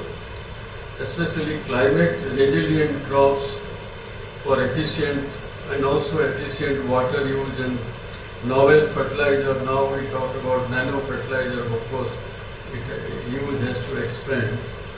And in many cases I was told that farmers use first the normal fertilizer but then nano fertilizer, whether it can totally replace the normal fertilizer. Public-private partnership and digitization of agriculture, including Internet of Things and artificial intelligence, can also improve the resource management. Strengthening market linkages, investing in processing facilities. We still need more processing, more of cold chain, and developing traceability system are vital for robust value chains. To enhance food security and nutrition, promoting bio-fortified crops also. Some varieties have developed by ICAR, we need to promote. Nutrition education and awareness about food waste, these are also important. As Gujarat's agriculture sector becomes demand driven and has access not only to domestic but also international market. Lot of things, lot of crops and agricultural produce we export. The geopolitical tension can affect export. There is a need to have a mechanism to mitigate such risk because of late, after the Ukraine war and the Middle East, there has been geopolitical tension for the whole country and many other developing countries. So they are the interested because globalization also undergoing a change. So that can also affect our agriculture. As we know, the price, international price affects our domestic price also. So in conclusion, I would like to say that the structural transformation of Gujarat agriculture over the last 2.5 decades is a story of resilience, innovation and growth from a subsistence-based economy to a diversified, market-oriented agriculture sector. Gujarat has set an example for other states to follow.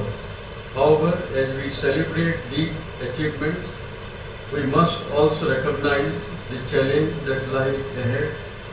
With climate change and geopolitical tension, more uncertainties can arise.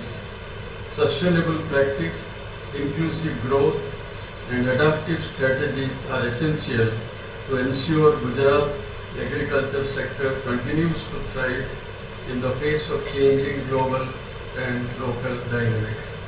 So these are some of the ideas I thought I share with all of you, and it has been a very memorable experience for me to see all of you, many of you whom I know for quite some time, and I am again grateful to the Vice Chancellor, the Director AERC, former directors, for providing me an opportunity to share some of my ideas with you. Thank you.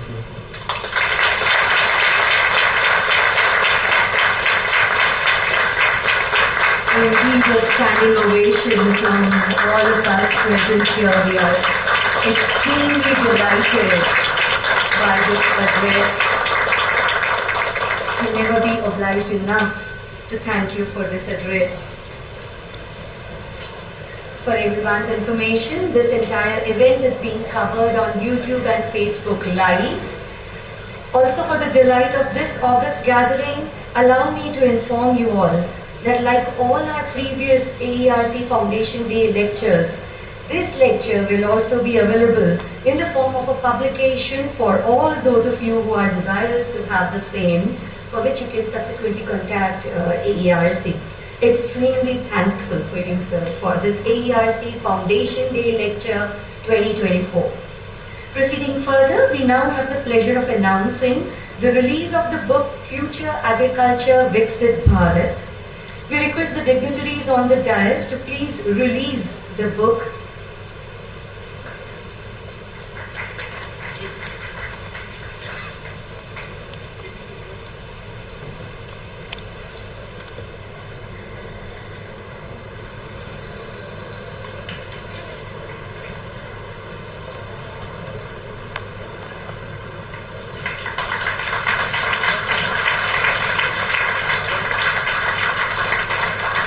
The book release event of the book Future Agriculture-Viksit Bharat.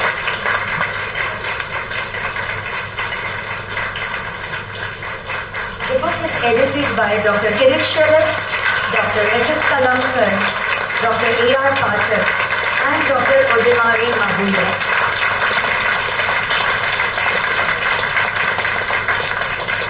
Future Agriculture-Viksit Bharat. Thank you all. We now have the pleasure of inviting Shri P.K. Lahiri ji, former Chief Secretary, Government of Gujarat, who kindly consented to preside over this auspicious program. Shri P.K. Lahiri ji.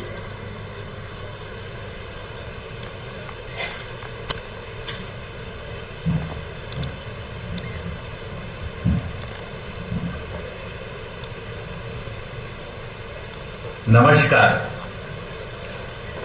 I am really happy to be here to witness the release of the book Future Agriculture, Viksit India authored by Dr. Kirit Shelat, Shrikant Kalmakar, A.R. Pathak, and Odemari Amaru. It is the second occasion when I am attending a function in which Dr. P.K. Mishra has given keynote address. The earlier event was organized in Ahmedabad when he and our senior colleague N.K. Singh had written a book about the future, based mainly on Finance Commission and many other articles which they had written separately and brought it under one book. That was also the function which was organized by Kirit Bhai Shelat. As Mishra ji said, we have been knowing each other for more than 50 years now. And I still remember when 1972 batch came to Baroda, I had the pleasure of hosting them at my residence for tea. And all of them in Gujarat did extremely well. And especially, we know Mishra ji as one of our dear friends who has been extremely sincere in whatever he has been doing over so many years. He has been always thorough with his work.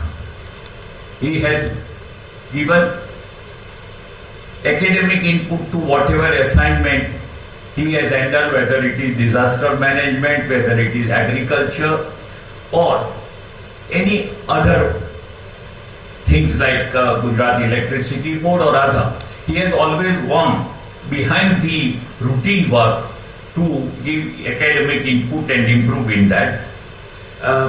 If I try to narrate so many association and working together on so many projects, it will take long time.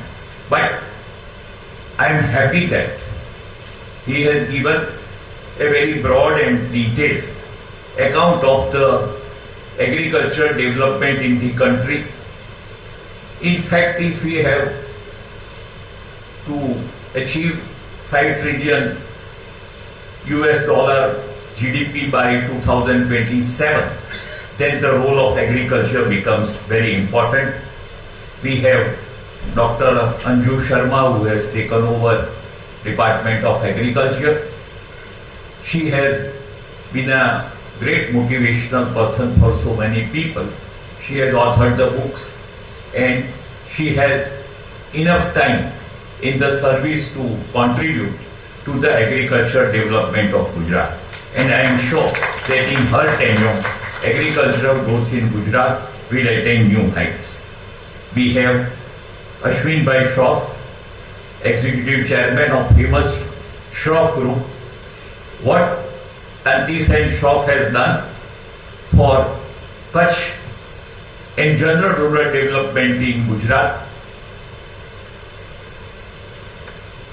We have also family members of Shroff family who have done work in tribal areas and has been a major group which has contributed much before the concept of CSR came.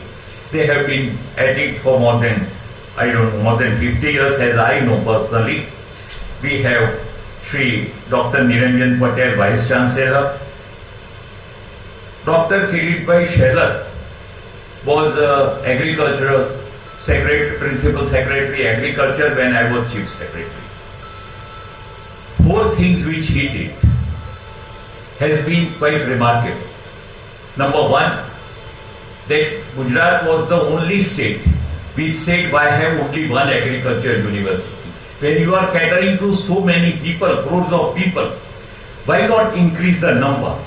My own friend and colleague R.C. Jain, who happened to be Agriculture Secretary, opposed it tooth and nail, but nonetheless we did that. And we are seeing a very positive result of that after almost 20 years, that all universities are doing extremely well. The second one which Mishra ji mentioned, that the second vibrant Gujarat, we insisted on Honorable Chief Minister Shri Narendra Bhai Modi that you must include agriculture also as a part of the vibrant Gujarat, and Gujarat Green Revolution Company was formed. I will review its performance in due course of time.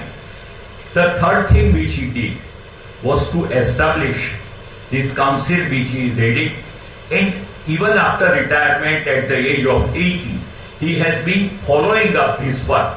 Earlier he was in rural development and he tried to bring together agriculture being one of the most important segment of rural development. He had been able to bring together agriculture and rural development in a meaningful way, and in doing that he enlisted support of not only universities but so many NGOs and others, and has maintained his enthusiasm, activity and creativity even at this age of 80. We both share the same year of birth, so it is really a good coincidence. We have Dr. Keshav Nayak, Dr. A.R. Patel, Dr. Bhailal Bhai Patel and S.S. Talmarkar. As you are seeing, we are 10 people on the stage, except myself and Ashwin Bhai, all are PhDs. Have been pursuing knowledge relentlessly and has been providing academic insight into this. The book of Future Agriculture, Viksit Bharat. I had opportunity to go through substantial portion of it, and I can say that the 4 editors who have brought together experience, knowledge and wisdom of so many experts in this book, that it will remain an useful guide for a decade, especially in Gujarat, how we want to really develop. What are the issues? What are the challenges? What are our strengths? What are the weaknesses? What are the opportunities? What are the threats? Everything can be seen in this book. Actually, when Mishraji was saying that Gujarat has achieved on an average 9% growth rate, many people questioned it, investigated it. But the BT cotton story and Sardar Sarovar Jal Sanchay Yojana were responsible for transforming Gujarat along with increased credit. And it is my firm belief, personally, based on my fairly long experience in public administration as well as in general society, that unless and until we can raise the growth rate from 4.8 to 8 to 10%, all our dreams of being a major economic power will not be fulfilled. Unfortunately, when we are talking of 5 trillion economy, we are saying manufacturing sector will contribute 2 billion, 2 billion will be contributed by service sector, and 1 billion by this. Yes, we are giving only 20% share. As Mishraji mentioned, for 42% of people. This will not solve the problem of poverty. This will not solve any problem unless and until we are able to increase. Economies have different view, but we must increase the share of agriculture in our economy overall. And that can be done only if it grows at a 8 to 10% rate. And Gujarat has proved it number of times that it is quite feasible, possible, provided we do the work as a team. And we were eating red wheat imported from US under scheme Public Law 480. We have stood in the queues and taken the ration in Bombay. And if the wheats are over, he will say, let the next ship come from US. And then you come. From those days, thanks to Lal Bahadur Shastri, who gave a slogan which is still meaningful, Jai Jawan, Jai Kisan. And that was not only a slogan, it was followed by her, his successor Indira Gandhi. And when C. Subramaniam became Agriculture Minister, you will be surprised, I still remember that when I was DDO Jamnagar in the year 1974, Prime Minister Indira Gandhi, C. Subramaniam, and an entire team of senior officer from Ministry of Agriculture came and discussed with collector and DDO for whole day what should be done in each district, how it should be done, what help you need, what are your problems. I have never seen such thorough work being done by any agriculture minister from the center. We all know the contribution of MS Swaminathan, but we have forgotten the maximum contribution made by an agriculture minister in India is undoubtedly by Mr. C. Subramaniam, who had actually set a benchmark which is even difficult today to meet with. Now when we talk of agriculture, let us understand one thing clearly. In Gujarati we say "Kannu man thai." In no other sector of economy or economic activity you can have multiplying benefit as you have in agriculture. That's why the potential should never be underrated. Those who are doing it are doing great disservice to the future of India. If the population of India became little over 4 times after independence, the agriculture production has risen 7 times. Instead, some of the areas in Bundelkhand, Bihar are today catching up with the advanced areas in wheat production and other. So if you look at the places, it is going step by step. But the problems we need to solve, and unless we solve the problem, we cannot blame farmer who has been struggling against all odds, especially against the adverse terms of the trade. Who will do the work when he is not sure what will be the return? I remember a Sainik school principal, a naval officer, a Sikh from Punjab. When he saw the 4th successive drought in Jamnagar and still the farmer cultivating land for sowing groundnut, he was amazed. He said 3 years they haven't had any. But the faith farmer had in agriculture has sustained all of us and made us not only self-reliant, we are a major exporting country of agriculture produce today. So we should salute farmers, and whoever is giving any pessimistic picture of agriculture are not knowing the reality or the potential. Then what are the main issues to be brief? I will sum up under 12 heads. These 12 are the pillars of agriculture. The first is land. Many people accuse us rightly that India has overexploited land. To make it 7 times production, naturally we have overexploited, no denying it. We are now carrying out campaign of Save the Soil. Good, but we have potential to improve the land also. And that can be done by a very systematic thing. Natural farming will not automatically enrich the land. Scientific intervention is needed at each and every stage in agriculture. If you do not have the what we call soil card, which was also started by in his tenure on a large scale, if I get low hemoglobin, I have to take treatment to improve it. I have to take food to improve it. I cannot say naturally it will come back. No. Whoever are talking about this must understand that whenever scientific intervention is needed, it is needed. And there cannot be any argument or dogmatic approach to agriculture. The second is seeds. He mentioned about BT cotton. There is a book by Mr. Desai who was accused of bringing illegally BT cotton. It's a very interesting story. And surprisingly, whatever mutation took place, the seeds of BT cotton were used by farmers for more than 4 or 5 years in Gujarat. Nowhere else it has happened in the world. Why it happened, we don't know, but that changed the entire output and the whatever India was producing in a particular year, after 5 years, Gujarat was producing that equal amount. So it is not a mean achievement. We must remember that seed plays most important role, and we need to. Means universities have done lot of research. We have things like Lokman, which was evolved only on the selection method without any genetic modification. Genetic modification is being questioned, and we really don't know. But direct cultivation of rice holds a great potential. If we are able to have this rice area increasing and without any planting once again, it saves the labor, because today the cost of labor has also become very significant in the cost of the production.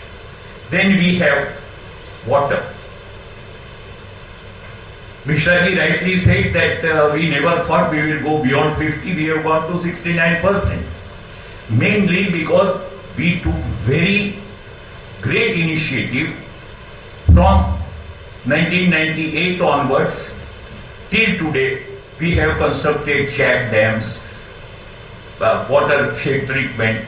We have treated water conservation measures on a top priority basis, and today we have definitely a great capacity. Now, talking of micro irrigation, Narmada Planning Group was there, and I am sorry to say, I headed that corporation for not less than 5 years, but we have been not able to seriously implement Narmada Planning Group report, and that has deprived us by at least 25% increase in production and saving 30% of water. We are using an unnecessary delta in that. But if I criticize, somebody will say, oh, no. We must acknowledge where the problem is, and problem today is in Narmada command area. Rajasthan has done 100% micro irrigation, Gujarat has done 0. If we don't face the reality and solve the problem, we will not be able to develop. It is as simple as that. So, calling spade a spade is the first thing we should try to do in the process of the development. We have fertilizer, what Dr. Mishra described, this micro urea, liquid urea is helping. We should use whatever technology, scientific advances are there in this. Insecticide has also become a major source of concern, causing cancer and many other things, and there is hardly any crop which is free from the residue of insecticide. Even milk contains a dangerous level of insecticide, because whatever the food, the animal seed also has that. Then we have credit. Actually, if you look at even today, out of the contribution of $60 billion US, what is the credit given to the farmers? Last 10 years, fortunately, under the dynamic leadership of Narendra Bhai, who also pleaded for that in Gujarat, 90 to 20% rise in credit over a period of 10 years has made farmers' life easy. This small subsidy of 6,000 has prevented many people from borrowing from the private lenders, and it has also reduced the number of farmer suicide. So we have to be really thankful to the government that in last 10 years on the credit front, what government of India under leadership of our Narendra Bhai has done is most remarkable. And if any claim is there, what was not done earlier in 60 years has been done in 10 years as far as the agriculture credit is concerned. Why was not agriculture credit given? Because we still treat it as untouchable. Agriculture will never pay. We know terms of trade are bad, but one of the reasons is inadequate credit, and we have not been able to accept that for so long. But happy that today things are moving in the right direction. Now agriculture is mechanized. You don't find bullocks in many talukas. If you have owned a 10 pair of bullocks, I think out of 250 and odd talukas in Gujarat, you won't find it in 100 of. The bullocks have disappeared, and we are talking of natural farming. We are talking of natural farming on one hand, and total gau-vansh is getting reduced very fast. So if we want this particular activity, that is labor, which has become costly, you do not get that easily. We are not as badly off as Punjab, but we are almost reaching that stage in many areas where lifting out the groundnut or other, even if you pay 1,000 rupees, there is nobody who is willing to do that work. So this is one problem which we will have to address. And even in Australia, students go to the farm during the season, do the work and earn extra living. We should establish dignity of labor in rural areas, and in the time of harvesting, everyone should do physical work, without which we will not be able to save the crop in time. As far as storage is concerned, we should follow Chinese model. Warehousing, government is giving subsidy for cold storages, warehousing and others. But apart from subsidy, a minimum storage facility in all talukas should be taken up by government as a public service, done on the Chinese model. They have, of course, silos where they are stocking. I had opportunity to visit some 30 years back, but at that time they said that we have cotton in silo which is equal to global production for 1 year. And they control the cotton market. Now, of course, the things have changed, but we must have storage. Then only we will be able to support export and reduce import. Then we have issue of marketing, which Mr. Ji has said. APMCs are working, but the middleman takes the cream and people are left with very low return in agriculture. How to give better return? MSP is of course very useful, but that is not the solution in a market economy. Ultimately we have to do that. The issue of transport is also very serious, because many times, say for example, onions are sold at a nominal price in Mohua, but if you want to bring it to Ahmedabad, the triple the cost is on transport. If a cost is 4 rupees, 1 rupee is for onion, 3 rupees is for transport. The transport has become prohibitively costly, and we need to do something about it. 100-mile principle and other things are being talked about, but we are not going to deal with that just now. Value addition is also very important, not only by processing, even breeding can give better return. So we have to find out how best we can do it, and you remember the Prime Minister announced that the 2023 will be celebrated as Millet Year. Jafrabad happens to be my maternal uncle's place, and I used to get pearl millet bajri from my cousins from there. So last year when I went, my cousin had arranged 10 kilo of bajri. I offered him to pay, which he declined. But my brother said, if you want to pay him, you have to pay the double. Why? Because as soon as Narendra Bhai mentioned Babarkot no bajro in Man Ki Baat, the prices had doubled there. Somebody was talking about branding. I have seen it working. Mityala and Babarkot had good pearl millet, not for any other reason, but they are used during summer, winter and summer, for drying fish. That's why the soil becomes rich, and you get better bajri from these two villages. Then, last but not the least is exports. We have been fluctuating on it. Sometimes we encourage exports of onion, we import garlic, then we export sugar, then again we find it difficult. So this to and fro is not good, and as a country we should prepare a plan which is dependable and reliable. And I can tell you one thing, that whatever may happen, some initiatives might be taken, some may not be taken, but the future of agriculture in India is bright, and I would believe that by 2027, after 3 years, the share of agriculture will definitely be 1 trillion, and I will not be surprised it is more than that, because today communication has improved. Extension work has become very easy. The availability of seed, fertilizer is also improving.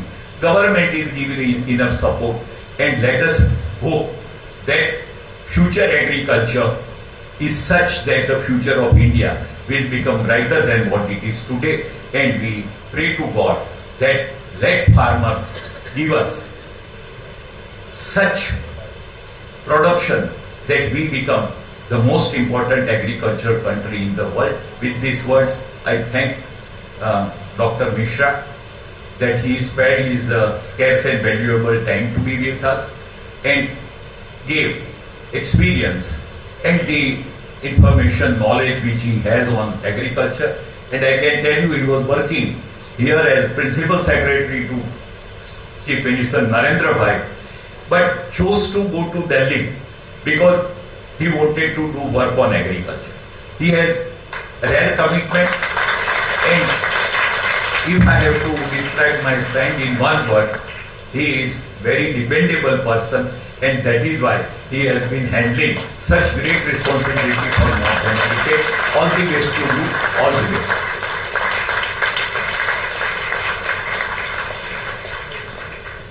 Thank you so much, Yarinji, for those kind words of wisdom. May we now invite Dr. Bhailal Bhai Patel, Registrar, Sardar Patel University, to please present the vote of thanks.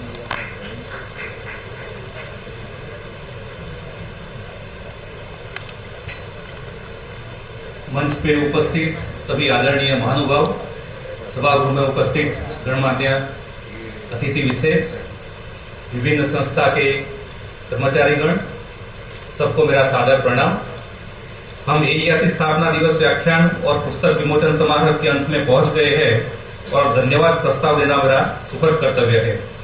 हमारे निमंत्रण को स्वीकार करके और अद्भुत व्याख्यान देने के लिए भारत के माननीय प्रधानमंत्री श्री के प्रधान सचिव और आज के समारोह के मुख्य अतिथि डॉक्टर PK मिश्रा जी का हम सरदार पटेल विश्वविद्यालय की ओर से हृदय से आभारी है सर। समारोह के अध्यक्षता करने के लिए गुजरात सरकार के पूर्व मुख्य सचिव श्री PK लहरी जी को हम विश्वविद्यालय की ओर से धन्यवाद करते हैं sir. Doctor Anju Sharma, additional chief secretary Gujarat सरकार, श्री अश्विन श्रॉफ, कार्यकारी अध्यक्ष Excel industries limited Mumbai, Shri Keshav D Nayak, पूर्व महानिदेशक DRDO, डॉक्टर AR पाठक, पूर्व कुलपति जूनागढ़ विश्वविद्यालय, Shri Praveen Chaudhary, collector Shri Anand, doctor KB Kathiria, कुलपति श्री आनंद विश्वविद्यालय, डॉक्टर टिम्बड़िया जी, कुलपति Shri Gujarat national farming university, Shri DK single, CGM NABARD Ahmedabad, आदरणीय डॉक्टर प्रोफेसर महेश पाठक जी तथा सभी सम्मानित आमंत्रित अतिथियों को मैं सरदार पटेल विश्वविद्यालय की ओर से आभार प्रकट करता हूं।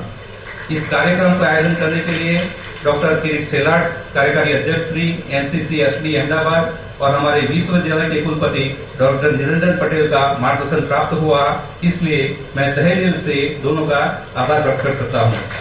डॉक्टर SS कलमकर, नियामक श्री AERC, डॉक्टर किंजल आहिर, अध्यक्ष अर्थशास्त्र विभाग को कार्यक्रम के उत्कृष्ट आयोजन के लिए भी धन्यवाद देता हूँ। मैं यूनिवर्सिटी के executive council member, board of management, अध्यापक श्री, सभी विभाग के बड़ा श्री का भी आभार प्रकट करता हूँ। कार्यक्रम में सहभागी होने के लिए हमारे विश्वविद्यालय के विभिन्न विभाग के छात्र, आनंद कृषि यूनिवर्सिटी के छात्र और कर्मचारियों का भी मैं शुक्रगुजार हूँ। मैं विश्वविद्यालय की ओर से Anand collector Shri, DDO Shri, police प्रशासन का भी शुक्रगुजार हूँ। कार्यक्रम के व्यापक कवर के लिए प्रेस और मीडिया के प्रतिनिधि का भी मैं आभार व्यक्त करता हूं। और अंत में इस भव्य कार्यक्रम का आयोजन के लिए टीम AERC को बहुत बहुत बधाई, धन्यवाद।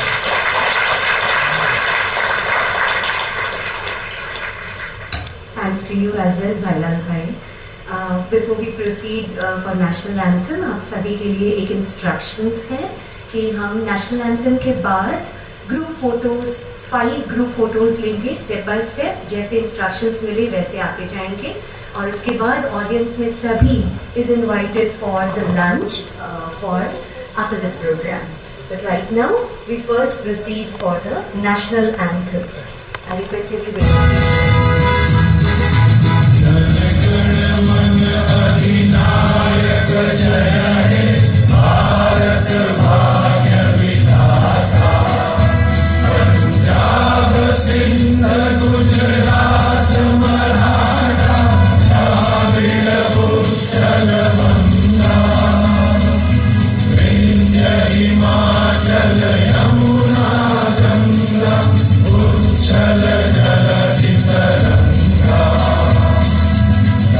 शुभ नामे जागे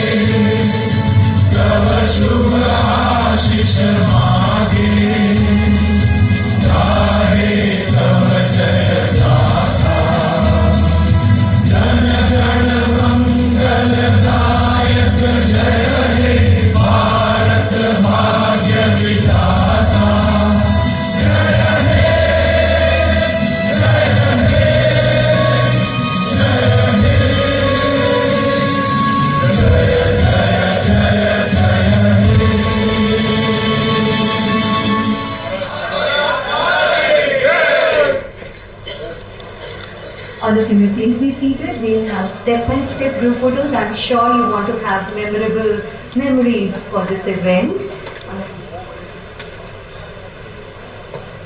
I first request Professor Kalamkar and volunteers from AERC may please escort the dignitaries sitting in the first two rows on the stage.